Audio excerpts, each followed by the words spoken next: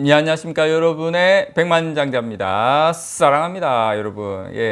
오늘 일요일 행복한 시간 잘 보내고 계실지 모르겠습니다. 오늘 이 영상은 일요일 같은 영상, 무슨 말씀이냐면 일요일 날 편안하게 즐겁게 그냥 누워서 아니면은 뭐 산책하시면서 그냥 어떤 뭐 이렇게 편안하게 들을 수 있는 영상, 그러면서 뭔가 지식을 한 단계 한 단계 쌓아갈 수 있는 그런 영상으로 여러분들에게 준비를 드렸습니다. 그리고 지금 여러분들 마음속에 인텔이 금요일날 10% 넘게 폭락을 했기 때문에 마음 저편에, 삼성전자도 이건 뭐 또 두드려 맞는 거 아니야? 뭐 그거는 모르죠. 아무도 모르는 부분이긴 하지만, 근데 인텔하고 삼성전자하고 인텔하고는 좀 다르다라는 거를 여러분들에게 먼저 말씀을 좀 드리고 싶어요. 그리고 저는 오늘 이 시간을 빌어서 어떻게 다르냐, 그러면 백만장자 어떻게 다르냐, 그 내용하고 덧붙여서 한때 1980년대에 전 세계를 주름잡았던 일본 반도체까지 같이 그냥 몽땅 들여가지고 여러분들에게 삼성전자와 일본, 또 삼성전자와 인텔 두 개가 몰락을 했는데 이게 삼성과 어떻게 다르냐. 그럼 우리가 이런 고민을 할 수가 있어요. 예전에 일본도 몰락하고 일본 반도체도 몰락하고 인텔도 몰락했는데 이러다가 우리 삼성도 몰락하는 거 아닙니까? 좀 다릅니다, 여러분. 그 부분에 대한 분석 내용을 여러분들에게 전달을 해 드리도록 하겠습니다. 또 관련해 가지고 저 한국경제에서 이렇게 인텔, 몰락한 일본 반도체 따라가나, 이런 뭐 이재용 빨리 나서 이렇게 이런 내용인데 이것도 참조해 가지고 여러분들에게 말씀을 좀 드릴게요. 이 뉴스는 뭐 인텔하고 이런 쪽에 이제 우리가 따라가는 거 아니냐 이런 내용인데 전혀 다르다라는 걸 제가 조금 제 분석, 여러분 듣고 판단은 여러분께서 하시기 바랍니다. 자, 일단 다들 아시는 것처럼 인텔 주가가 폭락했어요. 나스닥에 상장돼 있죠. 11.68%, 거의 한 $50에 장을 마감을 했는데, 보통 이런 대형주가 11% 넘게, 10% 넘게 폭락을 했다는 것은, 이거는 기본적으로 지금 회사가 문제가 있다라는 것을 이야기하는 겁니다. 근데 이럴 때는 괜찮아요. 제가 이런 말씀 다 같이 두드려 맞는 거는 그런 건 괜찮아요. 예를 들어서 뭐 인텔, 뭐 AMD, 엔비디아, 뭐 퀄컴 다 같이 두드려 맞았다 10%씩 무슨 외부 변수로 인해서 그런 건 괜찮은데, 제가 말씀드린 내 혼자 두드려 맞는 거, 요거는 요거 안 된다. 그거를 대표적인 사례를 보여준 게 바로 인텔입니다, 여러분. 표면적인 이유는 그래요. PC 업체들의 출하량 감소, 뭐 이제 뭐 코로나19로 인해 소비가 둔화되고 뭐 이게 표면적인 이유예요. 그렇지만 제가 생각할 때의 근본적인 이유는 뭐냐면 사업 구조가 흔들리고 있다는 거죠. 인텔은 핵심이 뭡니까? CPU죠. CPU입니다. 인텔은 주 제품 생산이 뭡니까? 서버, 그 다음에 PC 쪽이죠. 서버는 뭐 괜찮다 치더라도, 자, 컴퓨터 같은 경우에 여러분 어떻습니까? 여러분 지금 집에서나 밖에서 PC를 많이 쓰십니까? PC는 이제 컴퓨터하고 PC하고 노트북 이걸 다 이제 아우르는 건데, 컴퓨터. 여러분, 노트북을 많이 쓰십니까? 아니면은 태블릿 PC나 스마트폰을 쓰십니까? 이제 여기에 이제 답이 있는 거예요. 이제 시장은 데스크탑을 안 쓴다는 거예요.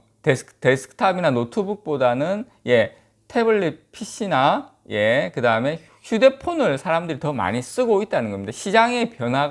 시장의 구조가 바뀌고 있다는 거예요. 여기가 핵심이라고 생각을 합니다. 그래서 물론 인텔은 여전히 반도체 점유율 16% 차지하는 삼성전자 다음으로 가는 1등, 2등 하는 기업이에요. 이거는 분명한 것이지만 시장은, 고객사들은 계속 탈인텔을 하고 있다. 저는 물론 인텔이 만드는 CPU는 노트북 혹은 PC에 들어가요. 그렇기 때문에 항상 전원을 꽂아두죠.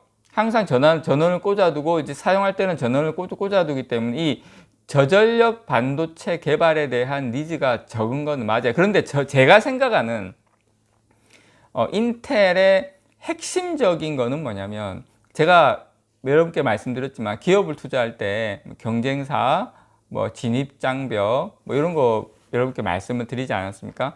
지금 인텔은 이런 시장의 변화도 놓친 것도 있지만 경쟁사가 많이 들어오고 있어요. AMD라든지 엔비디아라든지 이런 경쟁사가 막 생기고 있는데 CPU를 더 잘 만들어자. 설계는 예를 들어서 뭐 AMD가 하고 생산은 TSMC하고 이렇게 해버리니까 이제 예전에 이런 것이 안 됐을 때는 인텔이 잘 나갔지만 지금은 안 된다. 자, 그럼 삼성전자하고 뭐가 다릅니까? 그럼 삼성전자는 시장의 변화에 잘 적응합니까? 백만장자. 자, 여러분 생각해 보세요.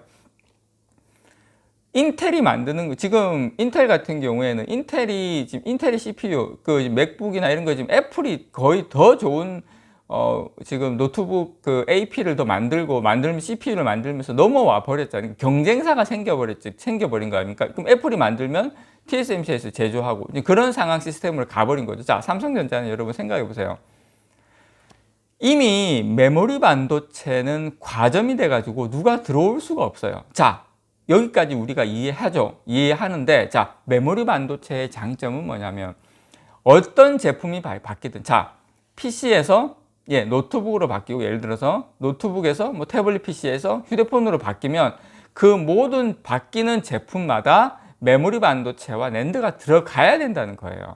그러니까 시장이 어떻게 바뀌든 메모리 반도체의 수요는 계속 더 폭발적으로 증가한다. 이게 삼성전자가 가지고 있는 가장 큰 장점이라는 겁니다. 자, 거기에다가 삼성전자가 파운드리를 지금 메모리 반도체가 에서 파운드리를 넘어가고 있죠. 삼성전자가 파운드리를 잘할 수 있게 된 것은 삼성전자가 자체 LSI 사업부가 있다 보니까 AP라든지 핵심은 AP죠. 지금 파운드리의 선단 공정의 대부분은 휴대폰에 들어가는 AP입니다, 여러분. 이제 그게 저전력을 필요로 하다 보니까 시대가 요구하는 것은 뭡니까? 휴대하면서 들고 다니는 거. 그렇다 보니까 휴대폰에 들어가는 AP 저전력이죠. 그러다 보니까 이제 선단 공정이 필요하죠. 선단 공정이 필요하다 보니까 이제 뭐 5나노, 3나노, 4나노, 이게 2나노 뭐 이런 것들이 계속 개발되고 삼성전자는 그 부분에 놓치지 않고 시장에 들어간 겁니다. 그래서 저는 여러분들에게 지금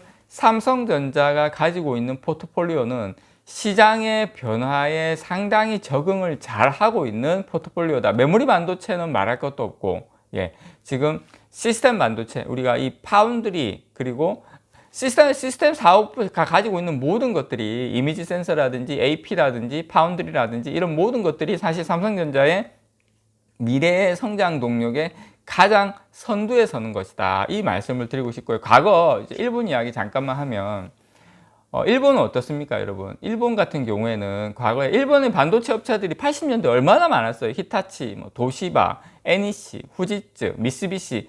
80년대 전 세계 메모리 반도체 시장의 80%를 차지를 했어요. 그럼 그때와 삼성계 뭐가 다르냐, 메모리 반도체. 일단은 일본은 지금 메모리 반도체 회사가 없어요. 하나도 없어요, 여러분.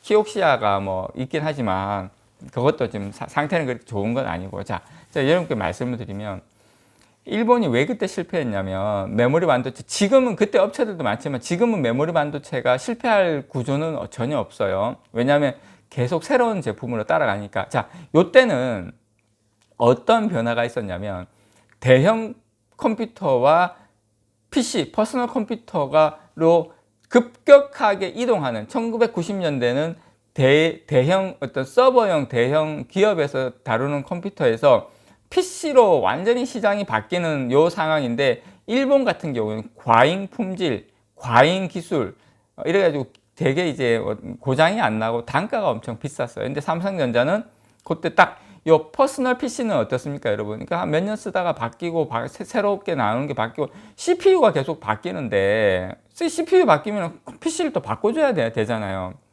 그러다 보니까 일본의 메모리 반도체 산업은 기술이 너무 좋다 보니까 너무 고가니까 삼성전자에서 만드는 어떤 저가의 딱 그 PC에 맞는 그 어떤 가격과 품질을 생산을 하다 보니까 물론 뭐 다른 이유도 많이 있어요. 있지만 핵심적인 이유는 요것 때문에 일본은 몰락하고 삼성전자는 이제 하면서 치킨 게임에서 이제 승리를 했죠. 그래서 어쨌든 핵심은 요 메모리 반도체는 이미 예, 모바일 반도체, 뭐 PC용, 노트북용, 태블릿용, 그다음에 서버용 이렇게 해서 새로운 변화하는 시장에 하다못해 이제 그 자율주행도 마찬가지고 변화하는 시장에 계속 능동적으로 대처하는 게 예, 디램하고 낸드다. 그리고 삼성전자는 파운드리를 하고 있다. 그래서 우리가 이런 시대가 급변하는데 일본이라든지 인텔 때문에 인텔 폭락하고 저 인텔이 저렇게 되면 삼성전자도 뭐 문제가 되는 거 아니야. 근데 그 기본적인 어떤 삼성전자가 가지고 있는 핵심 기술이라든지 방향은 인텔하고는 완전히 다르다라는 거를 생각을 좀 해주셨으면 좋겠습니다. 경쟁사가 없잖아요. 메모리 반도체 경쟁사가 없잖아요. 파운드리 물론 뭐 지금 인텔이 들어오고 있기는 하지만 지금 인텔 저 상황 돌아가는 걸로 봐서는 저는 아니다라고 생각을 합니다. 오늘 제 영상 어떤 참고하시고요. 오늘 하루 편안하게 잘 보내시기 바랍니다. 이상 여러분의 백만장자였습니다. 사랑합니다, 여러분.